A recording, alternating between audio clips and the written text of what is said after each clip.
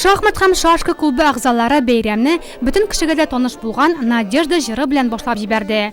Турнир кунаклары татарлар, руслар, чуашлар бу җыр клубның девизы булачак дип сүз куешты.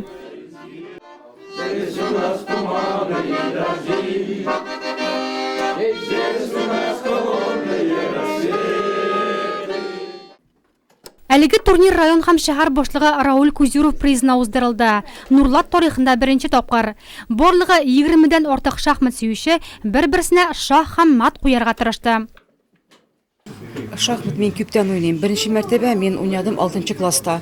Аннан соң уйнадым Дом пионеровта, институтта укыганда да уйнадым.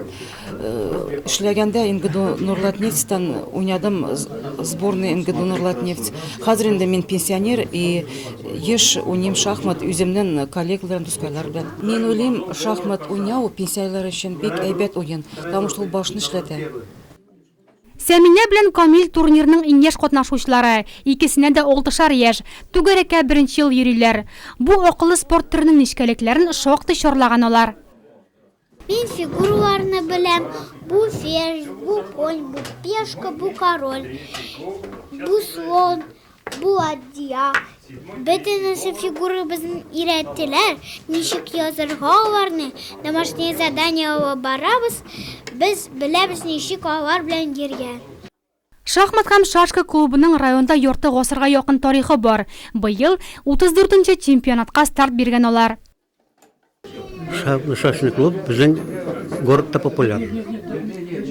Потому что біздің мына хәзер 4нче ел булып помещениега и киләләр күп шахматистлар, яңа шахматистлар, яңа членнар киләләр. Без аларны бөтен каршы алабыз. Шахмат интеллектуаль уен.